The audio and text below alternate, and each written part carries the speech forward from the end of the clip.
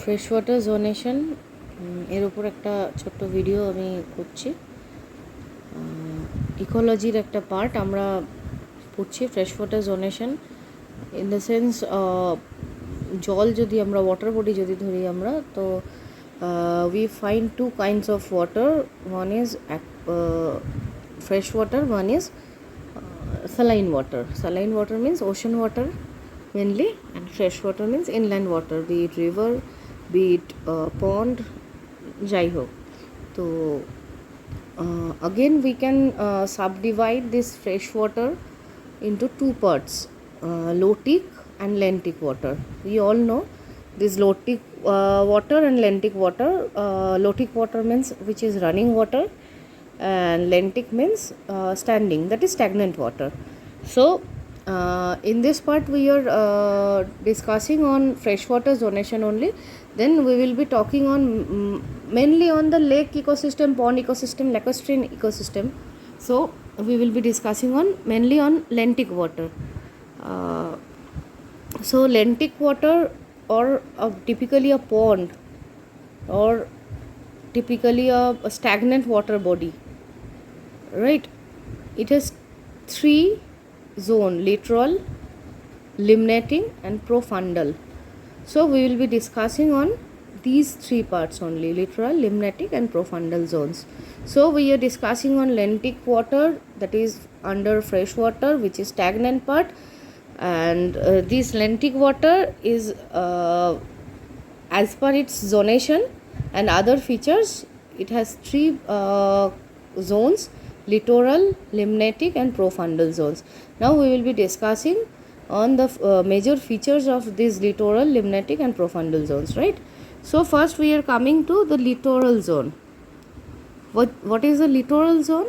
That is the shore area of lake or a pond, that is the bank, basically the bank area, where the pond starts from land.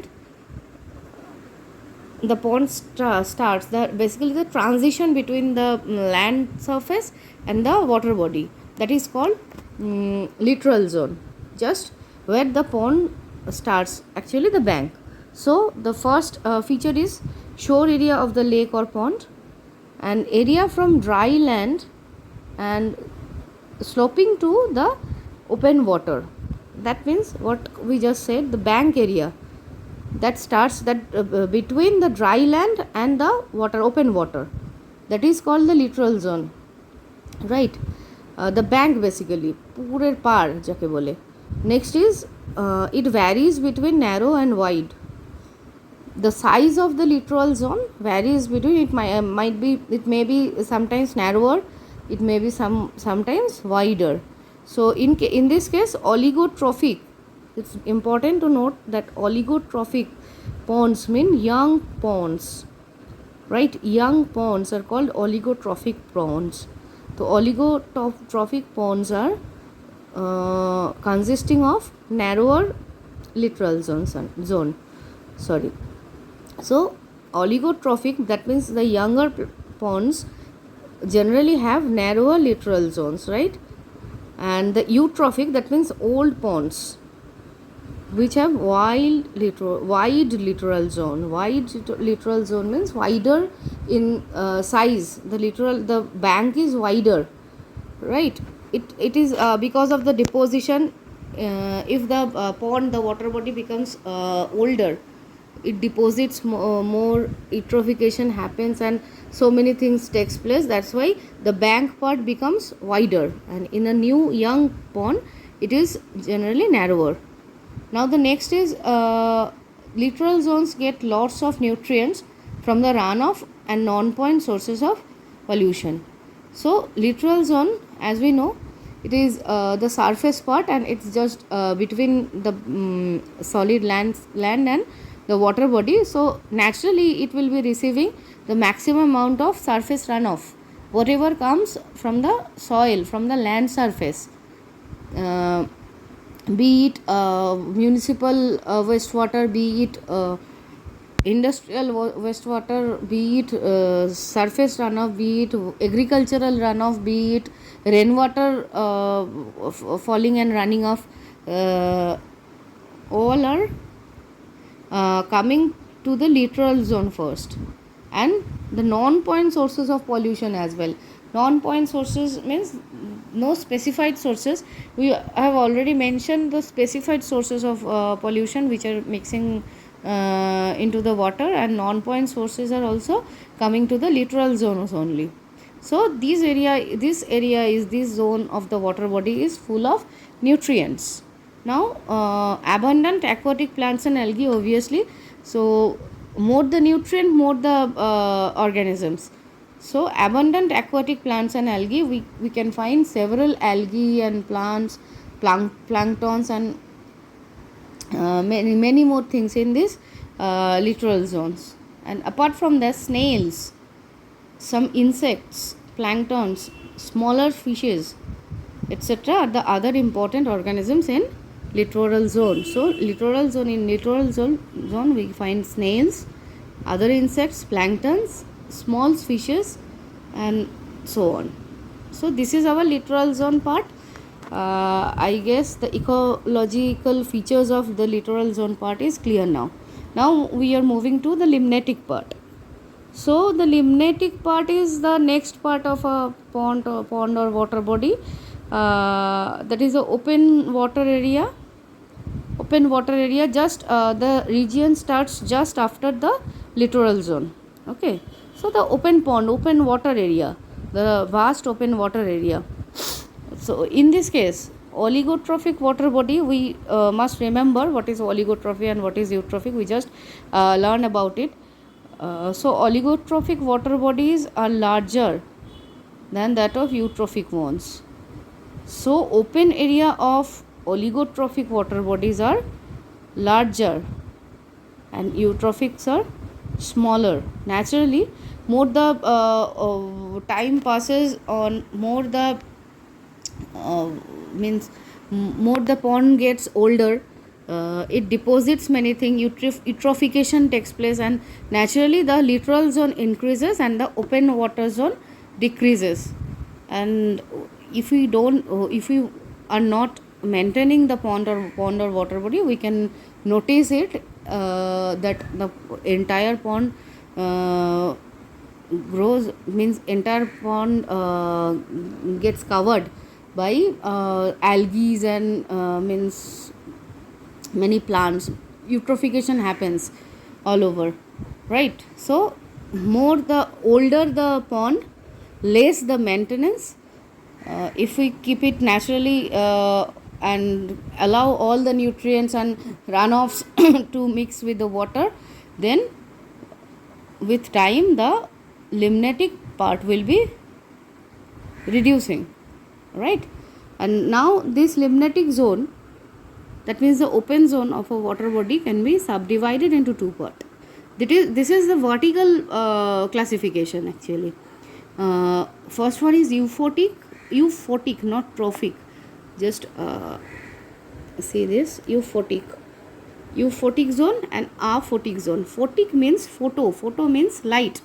So euphotic means the zone we understand, we can guess at least. Euphotic means the zone up to which the sunlight can penetrate, and aphotic means the layer from where sunlight fails to penetrate. So first coming to euphotic zone, the upper part of the limnetic zone, and here water receives sunlight, other algae and other plants and planktons grow over here, and the maximum density of fish population is found in this euphotic zone due to higher concentration of oxygen. Here light is abundantly present and oxygen is very well present, and minimum interference of the outer environment. That's why the highest population of fish, in particular case of fresh water, is takes place in higher population growth takes place in euphotic zone, right? And then coming to aphotic zone, that is the lower level of the limnetic zone, that is euphotic zone, where we understand where the solar radiation, sunlight can't penetrate and comparatively darker zone, and here starts the profundal zone basically. Where the photic zone ends, aphotic zone starts, there the profundal zone starts. This is the vertical classification, zonation. So we can now talk about the profundal zone or hypolimnion zone. Hypolimnion zone, this is below the thermocline. This is below the thermocline. Thermocline is another important terminology, very very important. Thermocline is basically a imaginary line, transition layer, imaginary transition layer in any water body, where this layer, transition layer, demarcate the warmer water in the upper column and the colder water in the lower column, right? So thermocline is a transition zone between the warmer mixed water of the surface and the cooler deep water below. Warmer and mixed water in the surface, which is means the water having sunlight, having oxygen and several other gases and several other chemicals and nutrients, and the bottom water is cooler, darker and comparatively lesser with the nutrients and chemicals and interferences, right? So the line, the imaginary transition line between these two zones is called thermocline. So our zone, the profundal zone, is under the thermocline, and the size depends upon the clarity of water. It is obvious that the clarity of water, if the water is transparent, so the thermocline comes to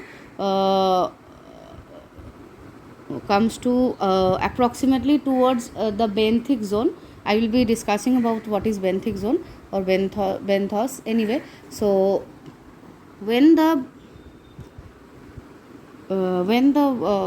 water is transparent, means it's a oligotrophic pond or water body, then the thermocline will be in the lower level. While the pond becomes older, naturally the several runoffs, several nutrients, several plants, planktons grows on the upper part of the water body, and it loses its transparency of the water. More it loses its transparency, the thermocline grows up higher and the profundal zone becomes bigger, right? Lower number of the fishes, because this layer is almost devoid of sunlight and oxygen, so naturally lower number of fishes and other organisms can be expected from there. So these are the three parts of littoral zone, limnatic zone and profundal zone. I hope it's clear. Now we are coming to the bottom of that particular water body we were discussing about. This is called a benthic zone. Basically the bottom of the water body, organic sediments and soils composed of organic sediments, means dead plant parts, dead leaves and all, and soil basically, and bacteria decompose the organic matters in the benthic zone. This zone is important because the decomposition of bacteria, microorganisms microorganisms take place over here in this particular zone, and the microbial actions, decompositions might be aerobic and anaerobic as well. Someone may ask that this area might be totally devoid of oxygen, how can bacteria work over there? So this degradation by the bacteria and microorganisms can be anaerobic too. It can be aerobic in presence of oxygen, but it can be anaerobic as well. So this is the preliminary part of the zonation of freshwater zonation, means freshwater body. and we will be discussing with a diagram and further in detail, along with the running water and means lotic water and marine water body in our next classes, right? Thank you.